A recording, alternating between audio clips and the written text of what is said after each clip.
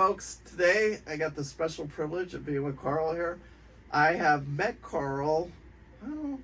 Well, I've been following you on Facebook for a long time. Thank you. And then because there's three of us that I really that really kind of own to me they own the Facebook market. It's you, Right. John, and me pretty much. But Right. I've been out of the deliveries this last year or so, and then so watching your delivery, I love seeing them. Thank you. And then it's awesome when you stop by and I get to see you at the resort. Yeah, that was great. Yeah, and so, and especially when you're on those type of yachts, you know, it's really, really fun. But also you help out a lot of people with the AGLAC, because you're not just a delivery captain, he is a training delivery captain also, so it's not just about the deliveries.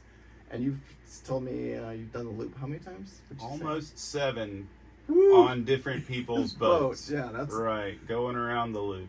So he's just in town today. He's got one of the boats that he's delivering right now. One of the engines that what happened to it? Something. The serpentine belt shredded, Yeah. which caused the water pump to stop turning, which caused the engine to overheat. And so while you're waiting for that, you have a couple days here. And then I saw you on another delivery. You went and did a sailboat, and then came back here and stuff like. Because you're a blow boater by heart, right? I am a blow boater by heart. Yeah. I have a 44-foot CSY from 1977. Oh wow. That has my heart. And that's what you live on too, right? That's my home. Yeah, that's pretty much full time. But you happen to be watching on a friend's house here, just down the street from me, where I work, right in the same neighborhood that I work. Pull the boat up. Hey, and also, Karl, I just want to let you know. It was yesterday. I was out in 35 knots of wind, and I was thinking about it. I'm like, but you know what? It doesn't even affect me anymore. No, and that's the difference between the deliveries and the cruising. Yeah. The cruisers, you stay home those days. But the guys like us, we go out when it's uncomfortable, but it's still safe. Yeah, and it's like it doesn't even get my heart beating anymore. No, you just get acclimated to it. Anyway, real quick too, I want to point something out here. Thank you, Better Boat Products. It's today is actually Labor Day. So make sure you guys get on there and shoot them a note saying, hey, Paul sent me over here to buy some boat soap, because we do appreciate these guys when they send me my free boat soap to keep the boat clean. I do love it.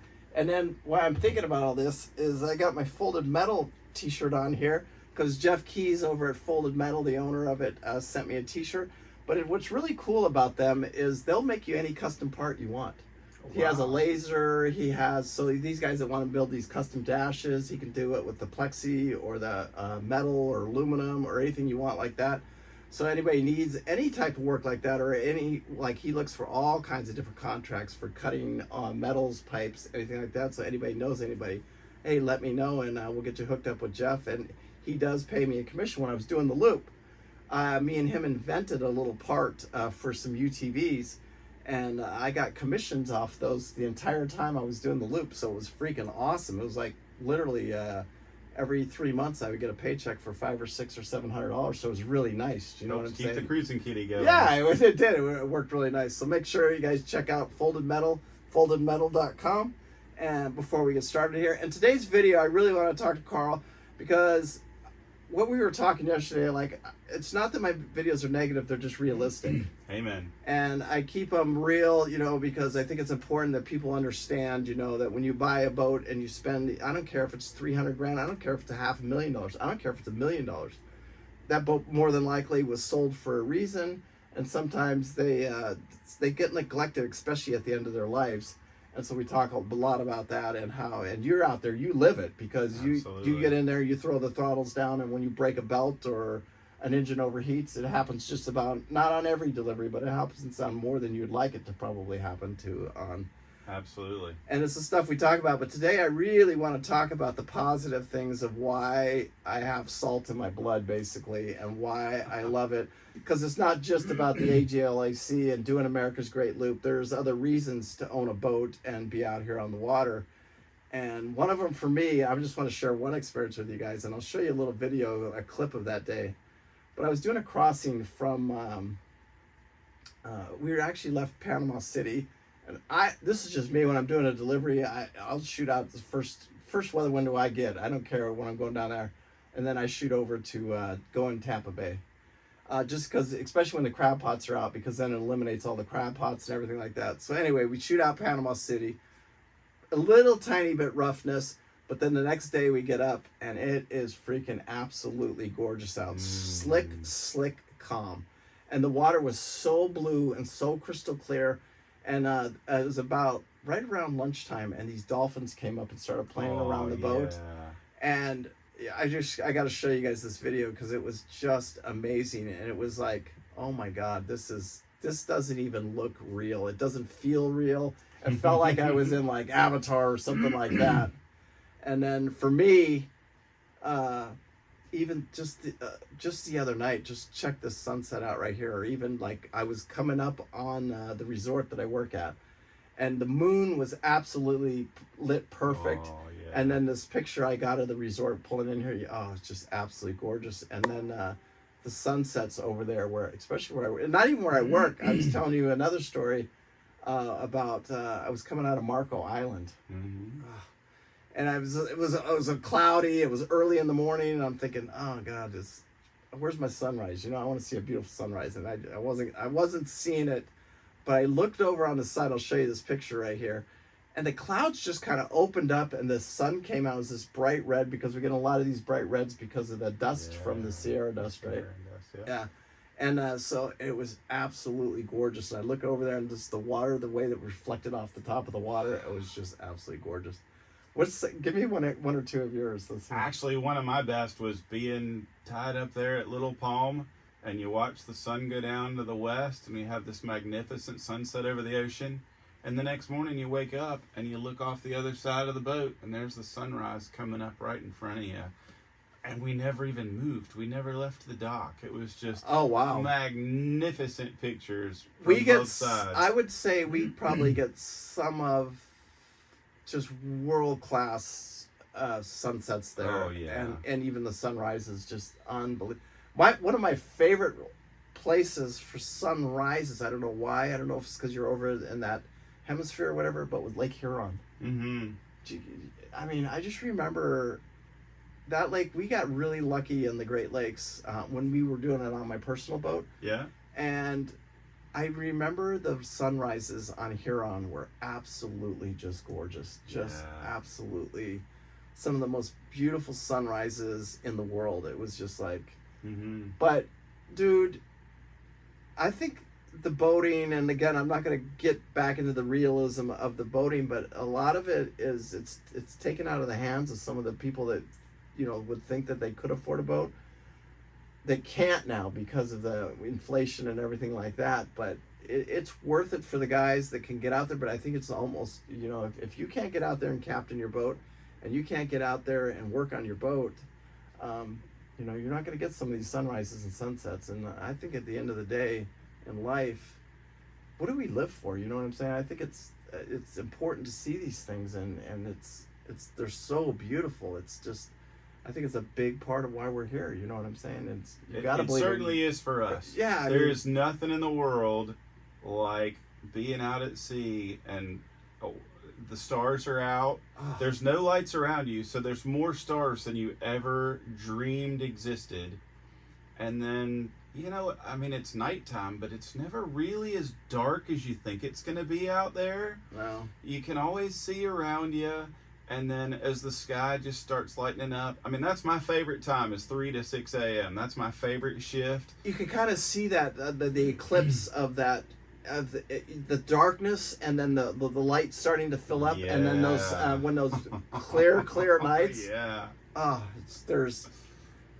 but it's not for everybody. No, it is not. I send my family pictures of sunrises and sunsets sometimes, and they're like, okay. And for me, I'm just like, oh my God, that was the best one ever. Yeah. Until tomorrow morning, and I wake up and I go, oh my God, that was the best one ever. Yeah, and I think it could go on and on, but it's one of the it's not even the sunrise. I don't know what kind of boater you are, because you got the guys that will just stay in the canals. Yeah. And then you have the guys that'll go out into the open water. I'm an open water guy. I just love the open water. Like you've been to the Bahamas a few times. Oh, that's my favorite place on earth. Yeah, and it's me and Pete just, you get past the Gulf Stream there, and then, like you said, the nights, and we had a beautiful run back because we went all the way to the back, and then we came right down the middle there, where Nassau, and we just stayed out there the entire night and until the next day. Channel. Nice. And ran all the way to Bimini, checked out, and then went right back over to Miami. But it was just such a beautiful, like you said, that night. It was. I just remember Bimini's in the background. I actually have pictures of that, and then the sun's coming up and it's pitch black. It's just a beautiful night, just a beautiful night on the water. Just, yep. But nothing like it. No, there really isn't. And being on a boat, it's definitely a different life. You meet a lot of people, and everybody has their reason for coming out here, and some of it's solitude and just go throw your hook out. And I built this particular boat. I built it to be in like an off-grid. We're blessed to have a water maker, solar panels now, and everything on this boat, so we can go off for extended periods of time and be off-grid. It's going to be heartbreaking to ever sell it, or my plan has always been to kind of give it away, believe it or not.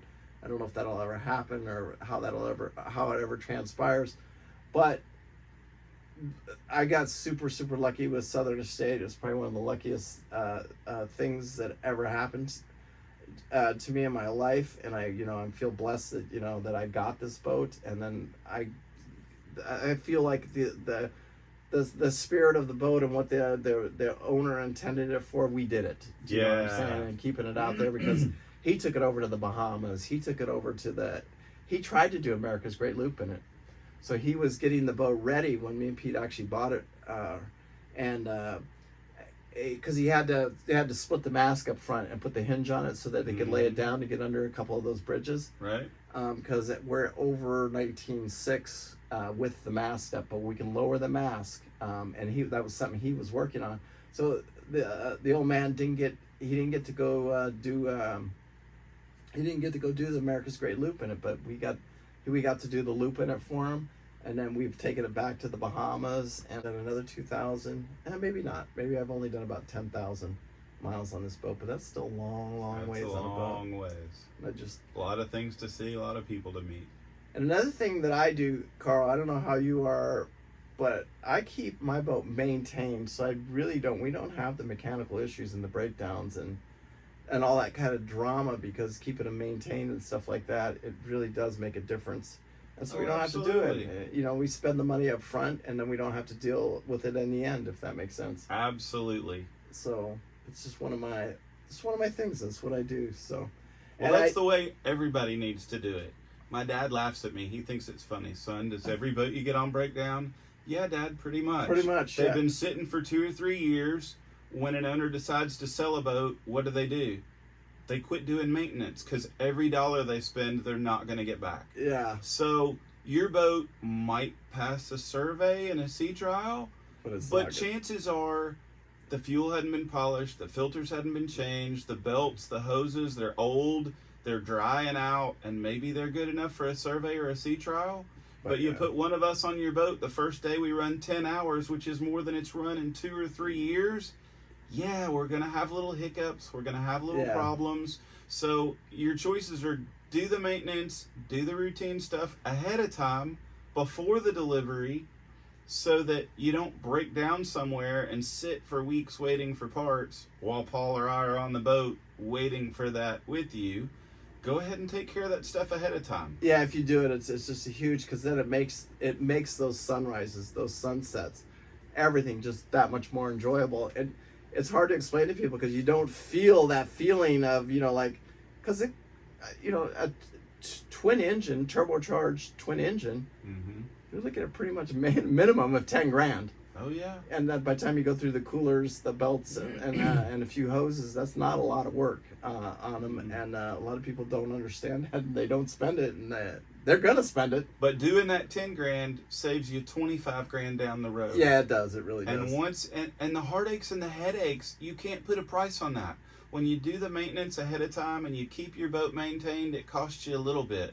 When you try to scrimp and save and you don't spend the money on that stuff, when something breaks, it breaks big. Yeah. And then you have big expenses, Yeah. weeks waiting for parts, months waiting for stuff to get done, and Yeah. you're just paying for it to sit there. So I highly encourage you, get on a routine maintenance plan.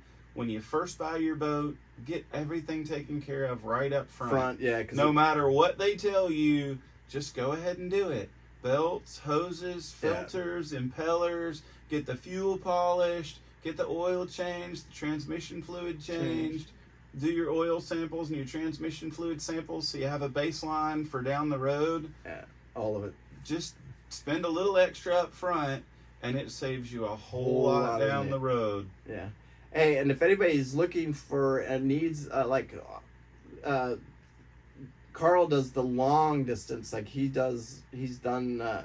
He'll take off from a boat here and go all the way to Michigan, or Michigan all the way around over to Cincinnati, stuff like that, because that's what he specializes in, the very long. Not that that's all he does. But that's because I've seen you on mega yachts, basically. Oh, I've moved them across the dock before, from B dock to C dock, because they didn't know how, and that's okay. I'm happy for those. Yeah. But where a lot of captains don't enjoy long distance, I got no wife, no girlfriend. My kids are grown, so I love traveling. I love variety. Yeah. I love to be in a new city every night. Yeah. So a 2 or 3 week delivery is exciting to me. Where like our buddy John Easley's got a wife at home. He didn't want to be gone for 3 weeks. Yeah, John has. I think in his younger day, he's a phenomenal captain. Oh my God. That guy has so much experience, but I think he's my age. I think he's a little bit older. A little bit older, not much. Yeah, and but he's done it his whole life. Oh. Yeah, and when you hear somebody, because I was talking to him a lot when I was getting ready to do the Bahamas, and hearing some of his stories, and he does it like in a joking way. He's like, oh yes, my he God. does. He's like just an incredible human being. But he only does the shorter stuff now. You know, it's not that I don't think he would do a long one, but I don't see him out there like you. You're hopping around. I see you like one day and you're in, Mackinac, Michigan, and then the next day or 3 weeks later, I see you because like I said, I follow you just about every day. I'll pull up Facebook and I see you and John's posts just about every day. That's great. Thank you. And I do pay attention. And I'm like you said, as I personally, I loved the travel part of it. I loved being on the boats, meeting the different peoples, eating in the different cities. Oh yeah. Every single trip was different. The scenery every day. Yeah. It's just amazing. Yeah, it was changing, and it's just beautiful, just absolutely gorgeous. Mm-hmm. Hey guys, next week I'm going to talk about the determination of what it takes to really, really do the loop. And where my mindset, because when I look back at it, where was my mind and how did I gear up to do the loop, the preparation that I did and stuff like that. That's what I'm going to talk about in next week's video. Karl is absolutely in line. I mean, if you just need him to come out to your boat for 2 or 3 days to do loop training, he specializes in that. He works especially with these guys. And he's a great loop captain, a great captain. And, when you get trained properly and you prepare properly, and we'll talk about that in next week's video, you'll be surprised how much more enjoyable your loop can be. Absolutely. There are lots of captains out there, but not all captains are good teachers. No, they're not. They're really not. And you kind of specialize. That's one of your specialties. Absolutely. You'll take the guy out in his mega yacht and he never sees you, but you'll also train the people on their 50-foot or 45-foot carver. Absolutely. Yeah, with no problem at all. I love working with owners. I enjoy teaching. I enjoy the first time they look at me and go, I just docked my boat all by myself. There's nothing in the world that's more rewarding than when those new owners go, we can chase our dream because of what you taught us. Yeah, and it's like, and I do think a lot of people dream about this lifestyle, and it's not for everybody. No, it's not. And it's not an easy life. It's a hard one. It can be a hard one. And sometimes we can make that hardness on our own. Do you know what I'm saying? Because we just don't do the proper preparation and stuff like that. But it is probably one of the most rewarding things you can do in the world. Absolutely. I've heard too. I don't know how you feel about this. This is just just a little second here before we sign off. I've heard people say that driving a boat is harder than flying an airplane. And I've done both. Yeah? And what did you think? Here's the problem with the airplane. The airplane, everything is kind of dialed in, and you're going to land on that runway. Mm-hmm. Does that make sense? In the boat, you add two or three more variables, and so it does become a little more like, you understand, like my flaps are down. There's a checklist of 10 things that I've got to do when I'm going to land that airplane. When I'm trying to dock the boat, there could be that checklist of 10 things, but then at the last second, 15 more things can get to you, and that's current, wind. Other boats. Yeah, other boats, something like that, to where, like you said, the runway's cleared out. Does that make sense? Like, absolutely. You're the only one landing on that runway, so that's one. It's just so many more variables. But I've trained a helicopter pilot. Yeah. And he said, for some reason, now I've never flown a helicopter, but he said, driving this boat is worse than driving my helicopter. So, I don't know about that, but the airplane, I kind of understand it, and I do get it, but it is, to me, like you said, it takes years of experience, and you really got to, once you get it, though, you get it. I'm a hard learner. I don't learn anything fast, but once I get it, I got it, right. And so, and I think you got to, and hand-eye coordination where your brain just, and I get a brain freeze every once in a while. Do you? Oh, yeah. It happens to me. Like, I'll be like, oh, where am I? What gear am I in? Like for a split second, I'll not lose control, but I'm like, well, what? I got to check everything to make sure. It happens less now, because I think the training that I get from out there at Little Palm just is unbelievable. Like you said, 35 knots of wind yesterday. Oh, yeah. And it doesn't even get my heart going anymore. No. It used to be just a little drug. Day, right? Anyway, guys, that's why I'm out here. Karl loves it. And there are a lot of people that love it. There's a lot of people that have done it their whole lives. I'm not one of them. I wish I had. When I look back at my life, I could have easily been on the water my entire life. You've been doing it now for about 15 years, right? Professionally, yeah. Yeah, about 15 years, and so you've got a lot of experience, a lot of loops, a lot of water under your belt, a lot of water under your keel, and you do blow boats and power boats, because I see you on both. Absolutely. Usually you don't have switch hitters. Yeah, right. I can do the same thing, because I started out in sailboats pretty damn good. I used to be able to do anything with my I had a 34 Catalina. Nice. And then I had a 25 Catalina, and I actually loved that boat. That was those were fun to sail. Oh, it was so much fun. I took that boat everywhere, all over the West Coast. Mm-hmm. Catalina, San Diego, just everywhere. I just had so much fun with that boat. Nice. Anyway, guys, peace out. Thank you guys so much for watching. Make sure you hit that like and subscribe, share it with your friends, and we do appreciate it. Karl, thank you so much for coming down to visit. Now I get to take you down to lunch, because he does a YouTube video. He gets lunch. Sounds great. All right. Thank you, guys. I appreciate it. Bye.